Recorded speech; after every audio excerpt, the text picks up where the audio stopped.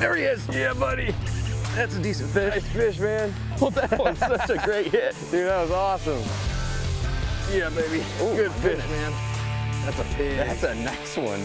There's something special about coming to this lake, man. It's just so beautiful, and you just know there's so many giants swimming around. Oh, look at that donkey, dude. That's a beauty. Well, he's kind of ugly, but he's a pig.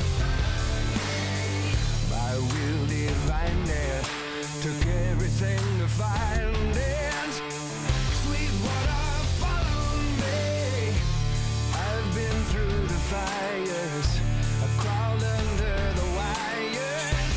Come on, Sweetwater. Whoa, been dry such a long time. Come on, Sweetwater, follow me.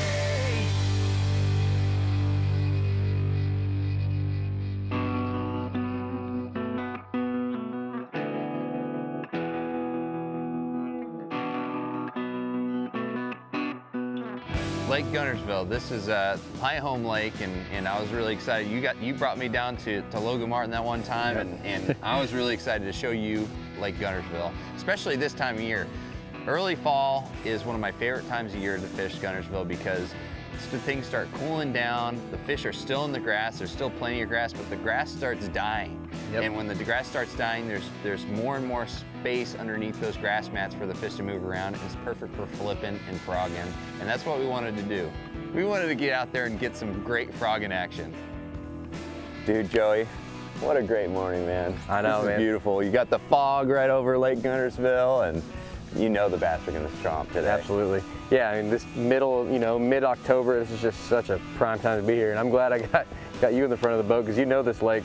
This is one of my favorite times to fish. Yep. I mean, Lake Guntersville is great this time of year, especially for a grass fishing guy like me. Mm-hmm. During the spring, you can do a whole lot of different stuff, and it's still a lot of fun. But late summer, fall, that's my favorite time because I can come up on the upper end of this lake, and you've got all these really thick grass edges, and I can flip them. I can throw a swim bait. I can throw a frog, and All your favorite stuff to do. oh, what a blast! I love it too, man. I'm pumped to be up here. There's something special about coming to this lake, man. It's just so beautiful, and you just know there's so many giants swimming around, especially out in this grass right now. It's just, man, nothing like it, is there? So many great opportunities. Yep. It was really interesting, pulling up, and you said, let's go flipping first. And I'm like, you want to flip first? Normally I think of, early morning topwater action. That's what I look forward to. But the way you explained it, it makes total sense. What happens is when you have that cooler weather, when it's really cold at night and it warms up in the afternoon, I like to go flipping first. And the reason for that is you've got this water column underneath the mats, okay? When it's cold, the fish are going to be positioned closer to the bottom than they are closer to the top of the mat. So I like to flip something in there that can actually reach the bottom right where they're at instead of fishing the top of it. So that's the reason why we fished the flipping technique first. We were fishing that grass edge. So in a little bit, if we don't start catching some flipping fish here, it's just about right to go catch them underneath the mats with a frog. Okay. They should start creeping up to the top of the sun. Yeah, so Awesome. We're not seeing a whole lot of bait fish and shad here. A lot of times what happens is they'll just move into the backs of the creeks. Instead of going and searching for them, I think we should go to the proven mats Okay. and catch them. Unfortunately, it didn't really work out. I mean, we must not have quite been around them. If you get in the right stretch on Guntersville, you catch them. Yeah, Guntersville, all grass lakes really are all about finding the right stretches, and that stretch just really wasn't working out. But as soon as that sun popped out, I mean, we took our sweatshirts off and we were just like, it's time to go frogging. These fish are starting to move up towards the top of the mats. They're starting to warm themselves, and that's the perfect conditions for Time to frogging. get them. Yeah, as soon as you feel that you need to take your sweatshirt off, that means it's time to go. Right before we left, it was really interesting. We saw those schooling fish, and that happens at Guntersville a lot this time of year, but they were in the creek mouth on the inside weed edge, which we had been kind of fishing outside edges, and we knew those weren't going to be the size, the quality we wanted, so we just put those in the back of our pocket, really. We just kind of stuffed that memory and went frog fishing, and I was glad we did. It happened pretty quick when we pulled up to the first mat. There he is. Yeah, buddy. That's a decent fish. Nice fish, man. Oh, that was such a great hit.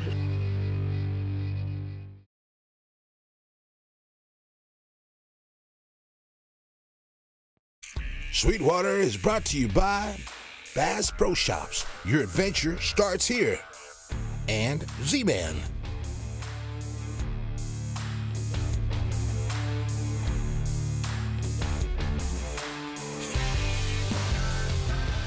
Grass fishing can be really overwhelming. A lake like Guntersville has a lot of grass mats for miles. Thousands of miles of it. You're just looking at all this grass and you're like, where do I start? What I look for is, number one, I look for areas that have harder bottoms, so there's gonna be more space underneath those grass mats, okay? You're gonna have more tunnels and all that, and especially during the fall, the grass starts dying. So it starts floating up to the surface, and all you see is the mat on top, but there's a lot more tunnels underneath. Makes that canopy, and it's just perfect for them to live under there and pull up on that surface and catch that sun. Yeah, so when you pull up to an area that has you know, real thick grass mats, but then you start seeing these pockets and you can these little holes in the mat, and then you can kind of tell that there's a lot of space underneath there. That's the kind of area that you're looking for. And then I also look for that cheese, man, that yellow algae on the surface of that mat that helps retain the heat, draw the warmth. It's amazing how when you're trolling motoring through it, it almost looks like lava or something. Yeah, it's crazy. Like magma. Stuff's amazing. Yeah, it's magma. Great, and that's and that's the deal, man. That's what you look for, and then on top of that, when you pull into an area that has all those number variables, 3. Yeah. Then you start hearing all that popping. Yep. The bluegill. That's where you want to fish. The bluegill are key. If you have all the qualities there without the bluegill, just keep on moving. Yep. Because all the best things that you're looking for doesn't mean anything without the bait fish. Yeah, and that's true. I mean, if you don't find every piece of the puzzle, it's really not worth your time. That's one way to eliminate wasting time on unproductive water, is by knowing exactly there's 3 key things I need to find. If I don't see all 3, I'm moving on to the next one, because you will find it sooner or later. Yep. And when it does, magic happens a lot of the time. Man, you were really targeting that thick stuff, that thick cheese that was a little bit closer to the bank, and I started noticing, you know, there's some smaller scattered clumps, but are still really, really thick, nice canopies for a fish to come under. So it was perfect having both of us. You could hit the big main mats, and I could pick off some of those smaller ones, and I pretty quickly had a nice blow up out of one of those small mats. Unfortunately missed it, but. Yeah, he missed it a couple times. Yeah. And then I kind of threw a little cheap shot your way, and I cast it over there. And the first time I kind of missed it, I was just like, I'm not going to catch the fish on that one. And then the next cast, you I hit made that lineup. Perfect lineup. I'm like, oh, I'm going to catch them. And I made a couple pulls. I mean, it was a nice fish too, you know, not a giant, but it was a solid 3, 3.5. 3.5, yeah. Really pretty fish, super healthy. Yeah. I mean, that fish was in there eating bluegill, and he was stocking up for winter. There he is. Yeah, buddy. That's a decent fish. Nice fish, man. Oh, that was such a great hit. Dude, that was awesome. Just dig him. He's in that grass. We'll just go get him. Yeah, get up next to him and I'll get him for you. He should be pretty buried up in there. He is buried. You just bring the boat just to the left of him, I'll grab him. Put that motor guide to use. Look at him laying there. Look at his eyes. He's like, He's just like, help. I see the end is near. He's like, here they come. Watch him flop. He feels us, man. He knows. All right. Fish, buddy. The Sonar strikes again. Oh, Yeah. not a bad fish. He's nice and healthy. Look how healthy that fish is, dude. What a beauty. Nice fish. Look at that grass pile on his face. Just annihilated that thing. He hammered the frog, that's for sure. That's a solid 3+. Yeah. Yeah. Nice healthy fish, man. Yes. He's definitely eating some bluegill. Awesome. Well, we'll throw him back and catch some more. See you, buddy. There he goes. You had to coax him in there. In that cheese. Sonar nailed him. Nice. All right, next frogfish. That was awesome.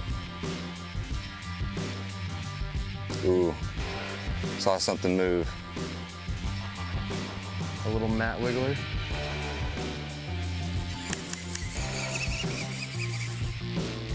One of the most simple knots there is to tie is the Palomar knot. And if you tie it properly, it actually works well for fluorocarbon braid and monofilament. If you don't tie it right, the Palomar is known for cutting into your line, which can cause breakoffs. But I want to show you the perfect Palomar knot. So what you do is you double over your line. You take a hook like the Z-Man jig head here, go through the eye, pull it like that, tie an overhand knot, which is really, really simple.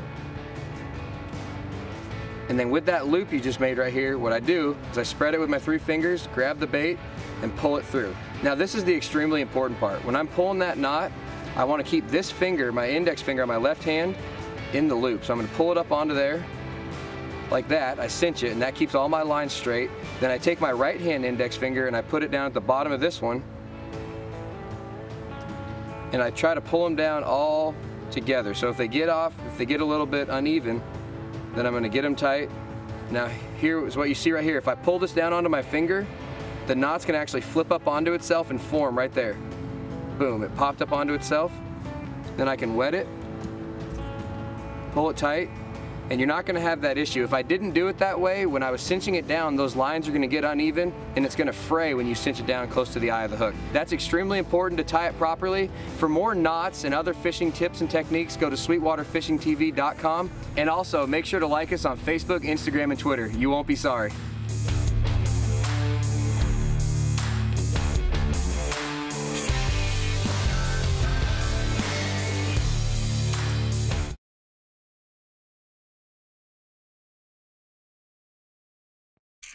Sweetwater is brought to you by Yeti Coolers, built for the wild, Buff, and Costa.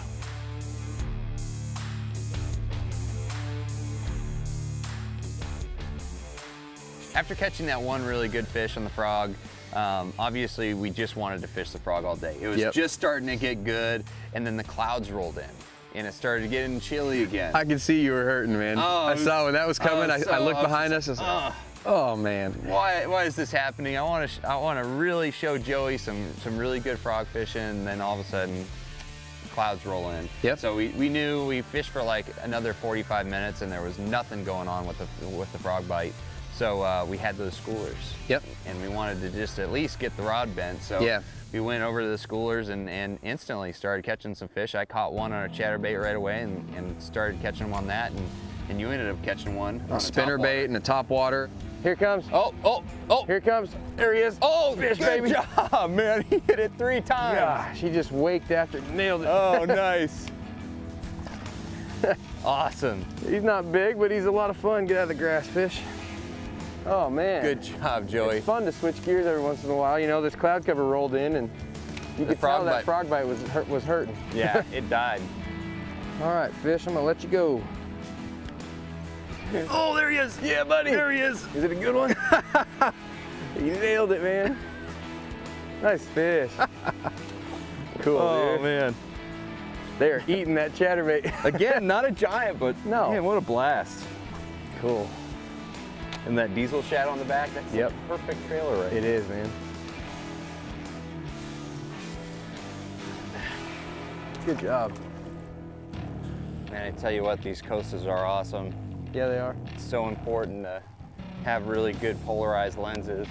Yeah, even on these schoolers, man, they're not just schooling out in the middle of nothing. There's grass clumps they're schooling. Yeah. I can see every single clump with these things. Yeah, you got to be able to know which corner of these grass mats underwater Yep. to cast to. There we go. Oh, nice one. Oh yeah, that's Oh, a good one yeah. there, buddy. He smoked it. Oh, he caught me by surprise.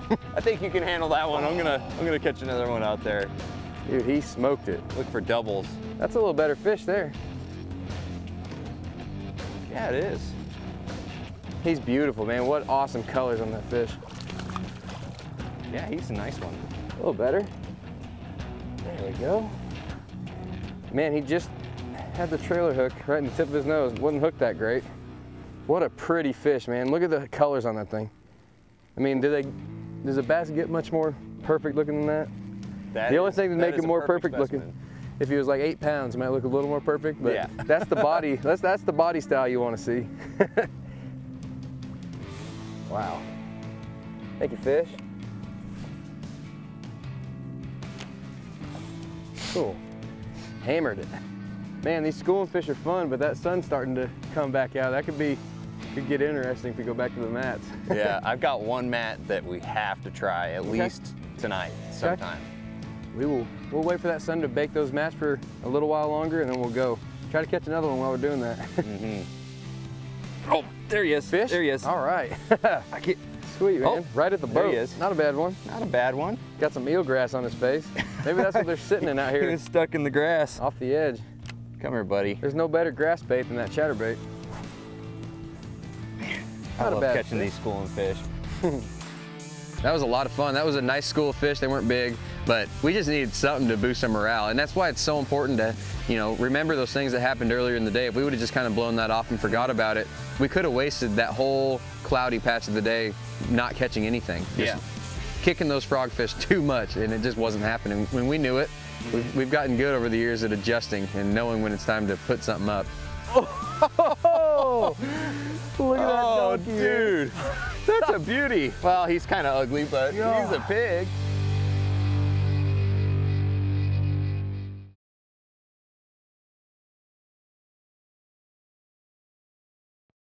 Sweetwater is brought to you by Hook, Vicious, Get Vicious, and Power Pole.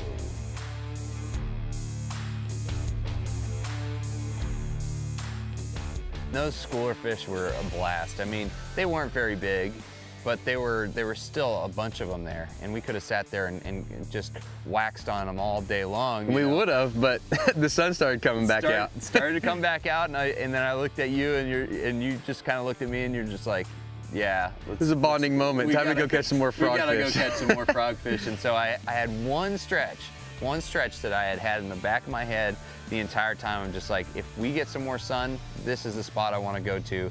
And immediately right off the bat, we started getting bit. Oh, there he is. Ooh, nice one. Yeah, baby. Ooh, good my fish, goodness. man.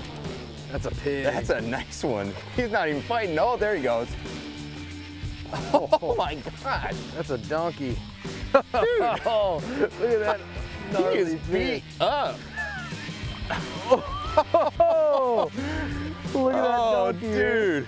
That's a beauty. Well, he's kind of ugly, but he's a pig. He didn't fight at all. Fish, man. No. He got stuck in that grass and he was just like, his head just went whoop, and he just sat and then there he realized what stuck. happened, and then he Wow, started what freaking a out. Fish, man. That's a nice one. That's a pig. That's awesome. I'm telling you, dude, these stretches are good. That fish was crazy, man, the way he just didn't do much of anything. But it was still fun because it was a big, healthy fish. And Oh, it was a gorgeous fish. I mean, it just got stuck up in that grass and it just didn't do much. I think you caught it by surprise. I did. It's just like, what's going on here? he just laid there. That was cool. Yeah, it was a gorgeous Lake Guntersville specimen. It was bright. It had a little bit of a humpback on it. You tend to catch the ugly fish, but it was definitely a good example. You caught a bent tail fish earlier in the day. Give me a break, man.